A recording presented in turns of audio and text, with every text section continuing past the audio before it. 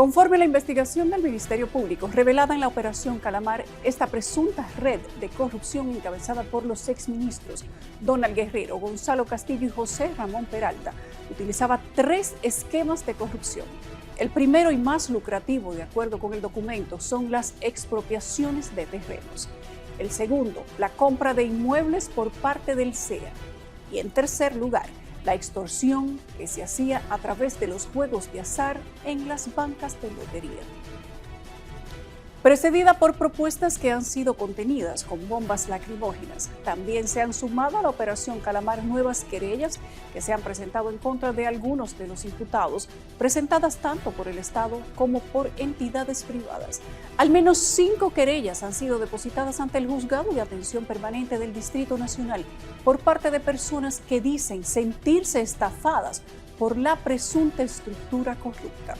Una de esas querellas es la del Estado, que se basa en los mismos hechos que describe la PEPCA en la solicitud de medida de coerción, con algunas diferencias, ya que en este aparecen nuevas personas que no fueron implicadas por el Ministerio Público y acusa a otras 19 como cómplices e incluye a los sucesores del fallecido director de Bienes Nacionales Emilio Rivas como terceros civilmente responsables. Nuestro primer reporte especial de esta noche: cómo el Estado se querella contra los implicados.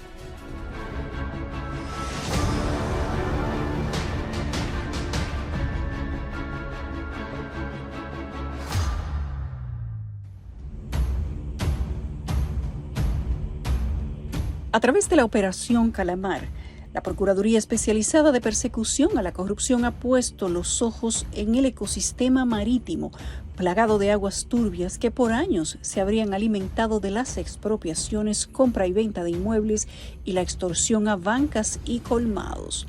Ahora no solo la justicia busca pasar factura, el Estado y entidades privadas hacen acto de presencia.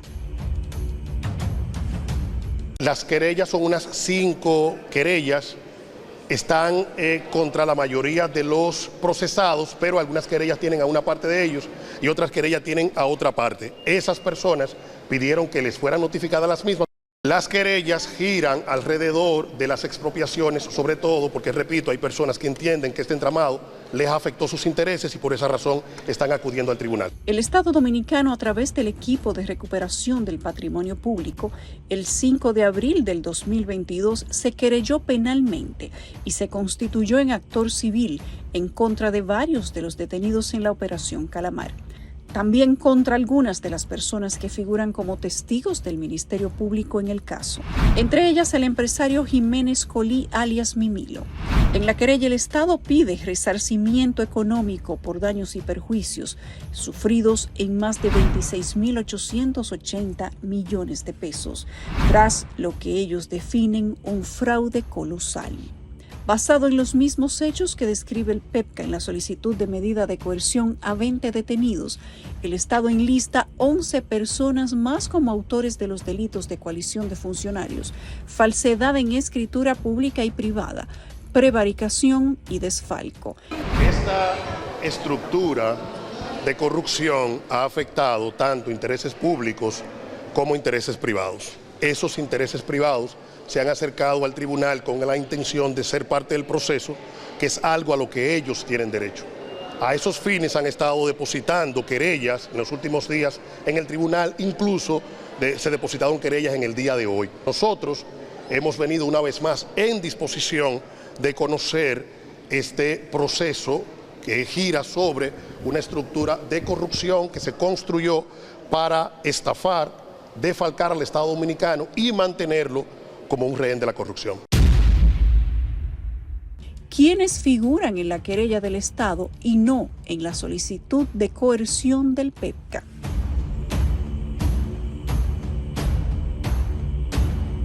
Emilio Toribio Olivo, exdirector del Instituto Agrario Dominicano. Como cómplice, Simón Lizardo Mezquita, ex administrador del Banco de Reservas. Ramón Jiménez Díaz, ex director general de cumplimiento del Banco de Reservas.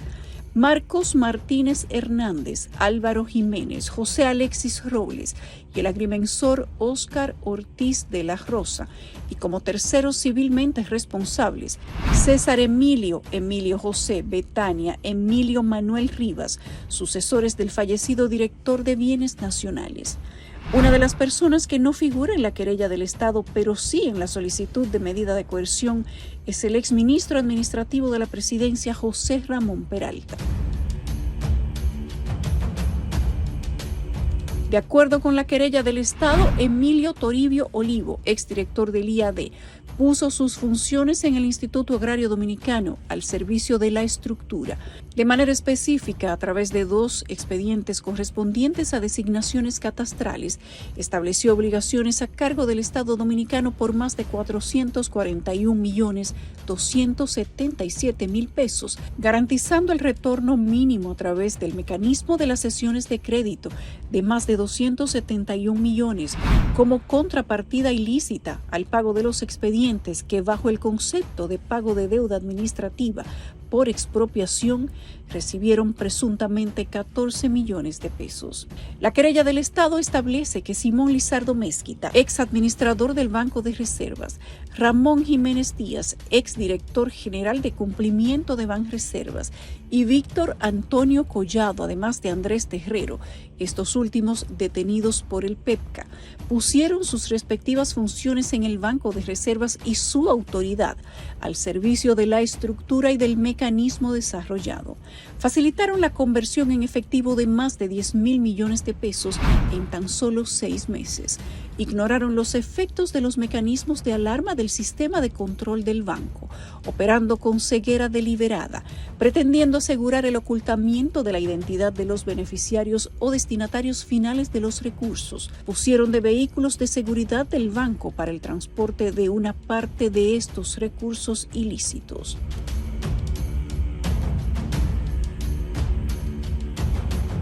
De su lado, conforme el documento, el agrimensor y funcionario del Estado Óscar Ruiz de la Rosa puso las funciones técnicas que ejercía de manera simultánea en Bienes Nacionales como coordinador del Plan Nacional de Titulación y la de agrimensor o técnico evaluador de la Dirección General de Reconocimiento de Deuda de Hacienda. Emitía informes inexactos y alteraba la verdad con el propósito de validar el reconocimiento de la supuesta deuda y los pagos de expedientes incompletos o que contenían omisiones en virtud de las cuales no cumplían con las disposiciones legales y administrativas para que se efectuaran los mismos. En sus informes justificó calidades y titularidades sin los debidos soportes, como títulos de propiedad y certificaciones de estatus jurídico actualizadas, obviando en varios de ellos la función calificadora de registro de título y tratando de subsanar las omisiones de los expedientes con relación a la determinación de herederos que acreditara la legítima calidad de los suscribientes de los acuerdos, e incluso llegando a corregir errores contenidos en los decretos, sin previamente evidenciarse la subsanación de los mismos por las vías correspondientes de derecho, entre otras cosas. En el escrito legal se establece que debido a la participación del fallecido exdirector de Bienes Nacionales Emilio Rivas en el presunto entramado corrupto, recibió directamente o a través de personas de su confianza al menos 804.477.000 pesos, por lo que se procedió a demandar a sus sucesores para recuperar lo distraído del Estado. Sus hijos deben responder por el daño patrimonial que se hizo con la conducta antijurídica de su padre, que fue parte de la herencia que estos habrían recibido. Señor Loco, respecto del informe que hace la Contraloría y del documento que se le da a la magistrada, ellos hablan de falsificación. Cuando ellos se refieren a falsificación y de procedimientos como corruptos, palabras más, palabras menos, ¿a qué se están refiriendo? Yo no lo sé, porque cuando tú tienes una propiedad que ha sido declarada de utilidad pública, está ocupada por el Estado y ha sido justipreciada o tasada por la Dirección General de Catastro, tú estás obligado a pagar. Hay un procedimiento para pagar yo no he notado una sola violación al procedimiento administrativo de pago y se completaba con el envío al registro de títulos para el traspaso de los títulos al Estado y quien se ha opuesto es el PETCA. En consecuencia, yo no advierto, salvo en un caso, yo no advierto que haya ninguna irregularidad y no veo ninguna falsificación en los casos que he visto. En esa entrevista concedida por el abogado Ángel Locuar antes de ser detenido, se refiere al caso de los sucesores de Alejandro de Paola Sangiovanni. En este, la querella del Estado hace mención del mismo, asegurando que a través de esa expropiación, el Estado fue perjudicado con más de 3.083 millones de pesos. El dinero se repartió de la siguiente manera: 731 millones de pesos a favor de Ana Linda Fernández de Paola. A través de cesiones de crédito fueron entregados más de 368.725.000 pesos a Pedro María de la Altagracia Veras y 1.983 millones de pesos a la empresa BXT Dominicana, representada por Álvaro Jiménez Crisóstomo. La historia inicia el 18 de marzo del 2020, cuando el fallecido Emilio César Rivas suscribió a nombre del Estado Dominicano un acuerdo con Ana Linda Fernández de Paola y Emir Fernández de Paola por concepto de desistimiento de acciones y de renuncia, efectos de la sentencia 30/2017, dictada por el Tribunal Superior Administrativo, y el pago de 15 millones de metros de la parcela número 9 de Higüey, dentro de la parcela expropiada al finado Alessandro de Paola Sangiovanni por más de 4.000 millones de pesos. El exdirector de Bienes Nacionales habría acordado pagar 80% a la firma y el restante 20% a los propietarios y cesionarios, condicionando a la entrega por los vendedores de los documentos que permitieran transferir los derechos a favor del Estado Dominicano, por lo que el Estado pagó por adelantado y sin ningún tipo de seguridad más de 3.000 millones de pesos. El documento indica que Ana Linda Fernández de Paola y Emir Fernández de Paola depositaron algunos documentos que acreditaron su titularidad, entre los que no incluyeron la homologación de la determinación de herederos de los sucesores de Alessandro de Paola Sangiovanni y el certificado de estatus jurídico del inmueble, documentos esenciales para formalizar una operación de este tipo. El equipo de recuperación de lo robado indica que el director de Bienes Nacionales conocía perfectamente que la otra parte suscribiente no estaba en condiciones de aportar esos documentos. La querella resalta que el finado Emilio César Rivas aceptó, además, que los hermanos Fernández de Paola, sin siquiera haber probado su calidad de propietarios, inscribieran sobre el inmueble un privilegio de vendedor no pagado por la parte restante de 953 millones de pesos. Además de haber suscrito el acuerdo transaccional, el finado Emilio César Rivas, entonces director de Bienes Nacionales, y Donald Guerrero, ministro de Hacienda, conforme la querella, pagaron al margen de que los señores Ana Linda y Emir Fernández de Paola no probaron su calidad, y siendo la misma motivo de una seria contestación judicial en materia penal que dio lugar a medidas de coerción en su contra, y sin que se evidenciara el levantamiento de oposiciones trabadas en perjuicio de dichos señores en estas entidades.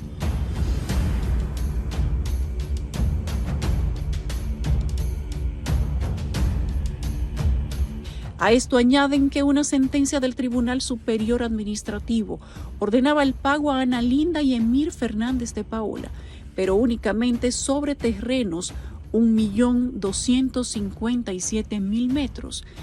una cantidad muchísimo menor a la que la Dirección General de Bienes Nacionales le terminó reconociendo transaccionalmente, que fue de casi 16 millones de metros cuadrados, procediendo a renunciar a dicha sentencia, aun cuando la misma se había confirmado a favor del Estado, al mantener el reconocimiento sobre la misma área y rechazar la solicitud de los supuestos sucesores. El documento establece que Bienes Nacionales conocía la sentencia que había sido casada por la Suprema Corte de Justicia y enviada al Tribunal Superior Administrativo, Y no obstante, sin esperar concluir el procedimiento legal ya en fase final, prefirió renunciar a esta sentencia, lo que conllevó a que el Estado dominicano se obligara a pagar un monto mayor a 4.390 millones de pesos, por encima al que habría tenido que pagar de confirmarse en la Corte de Envío la sentencia del Tribunal Superior Administrativo. Y peor aún, sin que se evidenciara en el expediente un documento fehaciente como certificación de estatus jurídico que justificara tal actuación.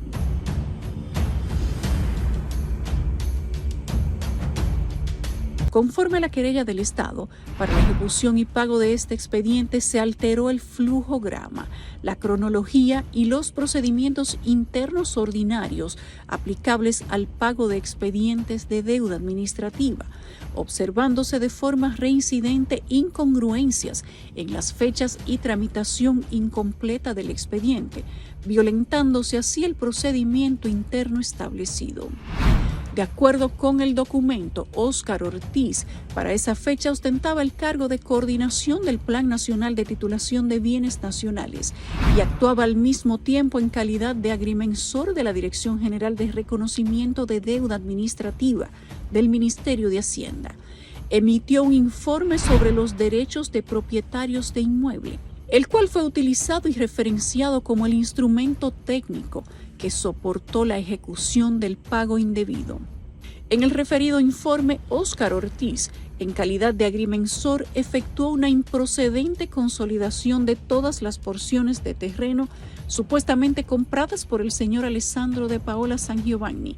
dentro del ámbito de la parcela 9, de manera que encajara perfectamente con la cantidad de metros cuadrados que se estipularon en el acuerdo transaccional, pero sin citar las bases de sus afirmaciones, sin gestionar una certificación de estado jurídico del inmueble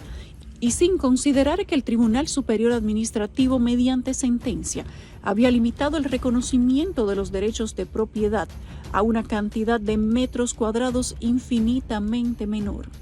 Para el equipo del jurista del Estado, esta operación fraudulenta refleja el marcado interés de las autoridades de bienes nacionales y el Ministerio de Hacienda en lograr que se pagaran 3.083 millones de pesos sin ningún tipo de documentación o sobre la base de documentación inexistente y en tiempo récord, toda vez que al momento del primer desembolso las partes no habían aportado el más mínimo documento que justificara el pago, constituyendo esto una falta grave y un atentado en contra de los procedimientos legales, financieros y de controles internos establecidos para la realización de cualquier tipo de desembolso gubernamental, trayendo con ello un perjuicio directo al patrimonio del Estado dominicano.